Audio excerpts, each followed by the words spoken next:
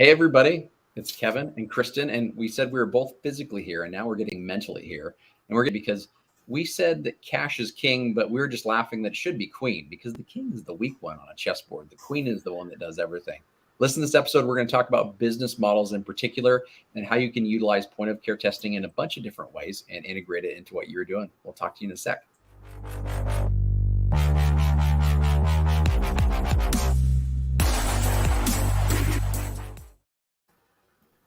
Kristin, I've missed you. It feels like forever since we've been together, and it's only been a short period of time. I did APHA, ran over to Phoenix, and that was a lot of fun to be able to see the pharmacy world coming together and starting to do some things and have some good conversations. Doing some more things in the retail pharmacy setting and some consulting with a few technology companies. So it's neat to see different models that are in place, Kristin, when I'm out there. And some of those models are literally, we have a pharmacy in place. We have people coming in, and we're doing exchanges of drug for time, right? But you and I are all about pushing that to another level, right? And so the business models that we're talking about, I think will be a lot of fun. Remember, one thing that Kevin always forgets to do, because I'm not a salesperson or a radio junkie, is POC Talk. Please go and check out POC Talk. That is what we're all about, is being able to spread the love across all these different organizations, be able to connect the dots on where you can find more information. And so Kristin does an incredible podcast over on POC Talk. Her and I are together every week that you can look at us here too, talking about all kinds of different subjects, but we just want to make sure you guys know more about lab services and point of care testing. So there's two really good places to go. But Kristin, when you have a place to go when it comes to business models, you tell me where you want to start. I mean, I know you've shifted your kind of model a couple times, but I'd love to hear where you are now and then what we can do with it. So I think that sometimes people get stuck with testing, especially as pharmacists, not really sure what you can and cannot do. Do you have to be a CLIA-waived lab? All these questions that I'm sure we've touched on in other shows that we've had. But I think it's important to talk about some of the different opportunities that people have and how you can, like you said at the very beginning, how you can integrate it into your particular business model. So yeah, sure, an independent pharmacy, that we talk about that a lot, and that's pretty self-explanatory.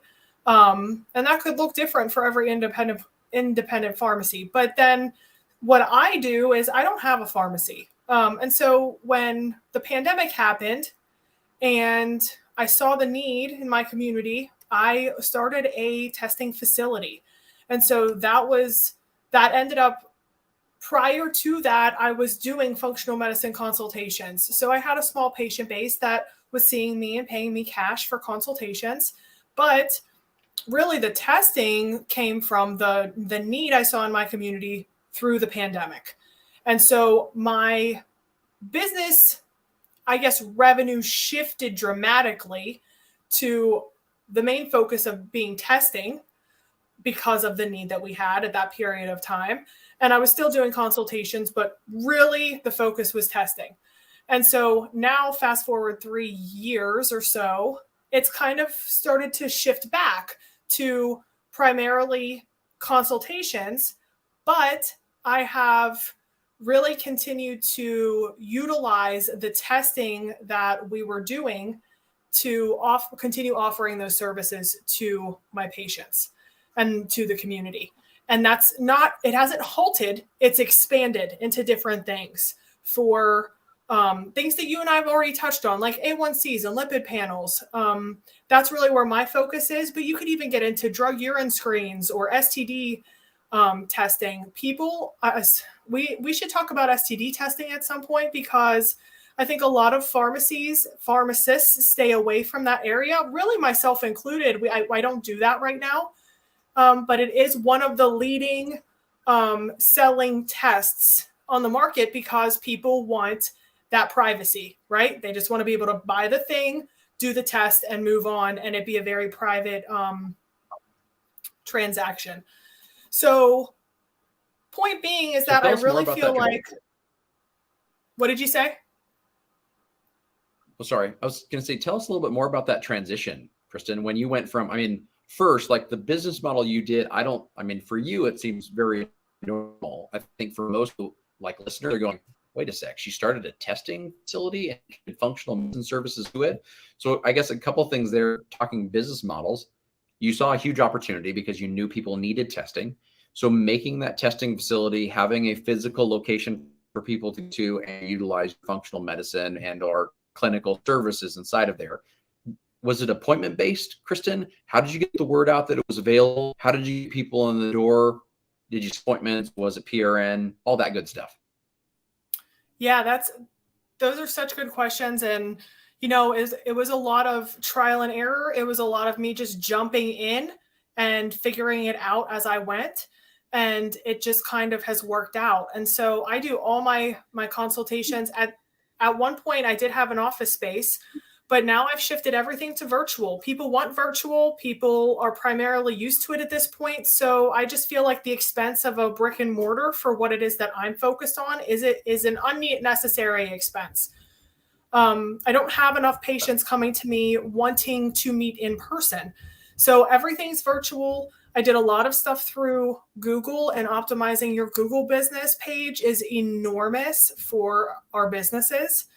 Facebook presence, obviously, all the social media stuff, but also I find that the local community groups are huge, like your town's local community group. Like a lot of them will promote, mine do anyway, small businesses or just businesses in general. You'll have like a designated post every week or month or whatever it is that they do, where you can talk to, share information with people about the services that you're offering. And so I would do all of that, but also referrals are huge, just literally word of mouth. And I think sometimes we're just overcomplicating it. So yeah, it's really just been, I would say if I had to summarize the whole thing, it's just been my want and need to have a successful business. So a little bit of that grit, right? But also the mentality that I'm going to fail, I'm going to mess up, things are going to happen, but I need to just keep putting one foot in front of the other and trying different things out to see what sticks. And I think when business owners have that mindset, like I'm just going to try this and stop over analyzing it, then that's when you really start to see what's going to work with your community and what's not. Makes total sense. I love that you went from, I'm going to have a storefront. I'm going to have the ability for people to be able to come in because there is a need for people to come in and physically be tested, in your location that was there. The traffic, like the foot traffic was higher, because of the pandemic and the need for that individual testing. And then when you're able to shift and recognize, okay, here are my costs for having a brick and mortar, as you said. It would have been different if you would have started out being a pharmacy owner and then just, hey, I'm adding on layering these services, but you as being a privatized entrepreneur, being solo and setting up everything based on a clinical kind of functionality standpoint, not from a product, shifting standpoint.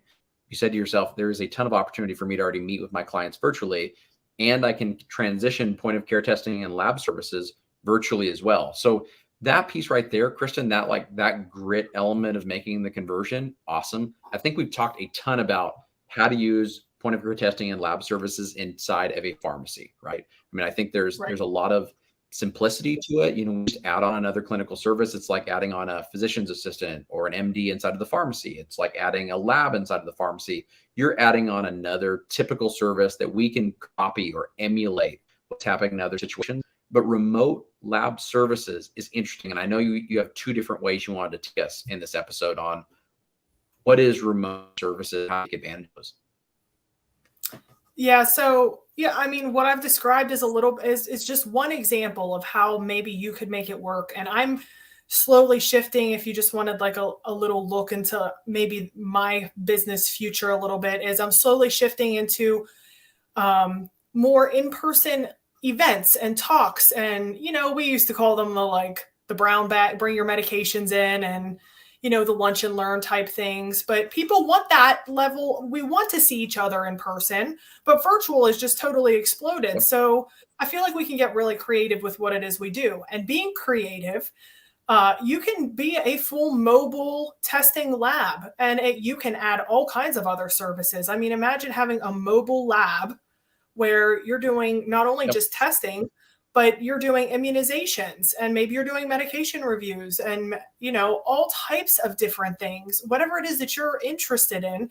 going out into your communities as this mobile wellness clinic is absolutely an opportunity whenever it comes to testing. That makes so much sense. I mean, you used to at least feel like an old man now, Kristin, but even 10, 12 years ago, buddies starting businesses that were literally mobile vaccine units. They would go around to businesses, and that's what they would do. They would provide, flu vaccines and other vaccines during that time. And so it's not a huge wild shift away from a model that's already been in place.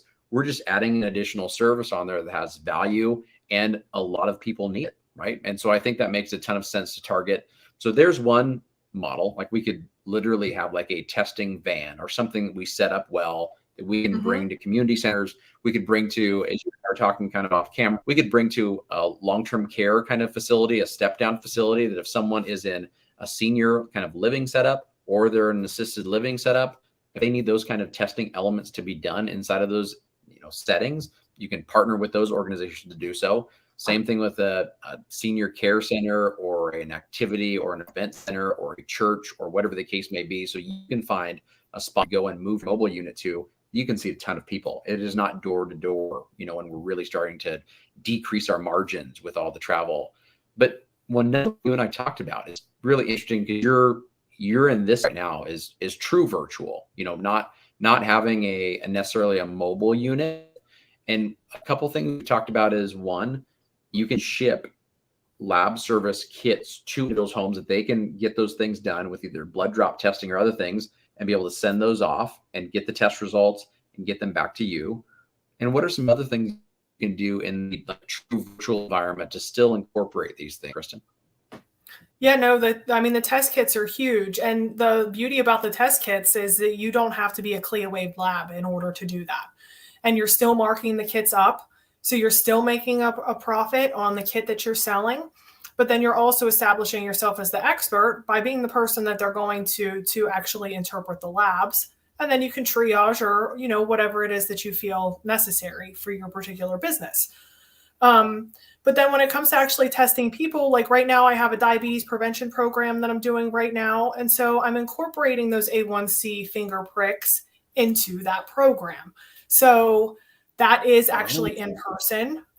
So that's not 100% virtual, but you can do a lot of selling when it comes to these test kits as just a fully virtual business model. And the other beauty is that you don't have to be the one that's stocking the kits.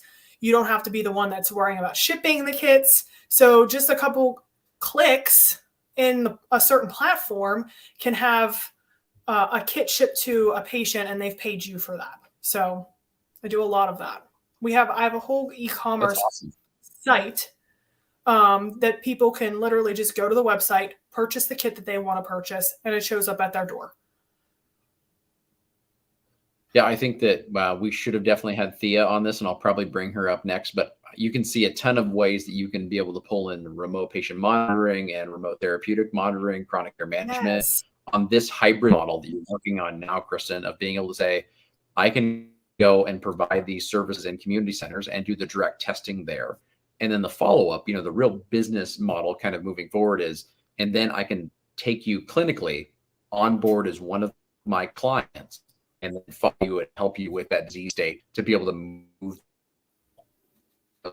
functional medicine, integrative medicine, things like that. So I love it. So recap for, I guess, the rest of the audience is, you can utilize your storefront or your individual location so that they can come in and have a standard point of care testing, is a pretty typical business model we've seen before. Second one is having a mobile unit, like a true mobile unit. You can go and travel to these locations and provide the testing directly there. And that's the revenue kind of streamer generator. Third one was the purely remote, so that you are using test kits for people to be able to buy, and then you can review the results with them online and then go over additional clinical details. And then there's the Kristin model, the hybrid, right? That we're having some remote elements and then doing some transfer over to locations to build your clientele base to do more on the remote side. Boom, boom. There it is. There it is. So all you got to do is get started now.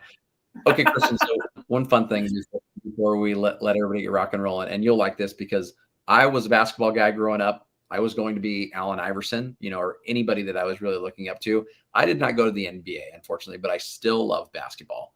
And so what we're doing is we're going to do a challenge. You and I are on a team, thankfully, because I wouldn't want to go up against you. All the education channels are getting put into one team that I'm the coach of. And then Sean is the coach of all the support channels. And so we're going to track over the next few days, because it's the end of the Final Four, who gets the most new members. So if you join Kristin's channel, her lab services and point of care testing channel, that is a point for team education.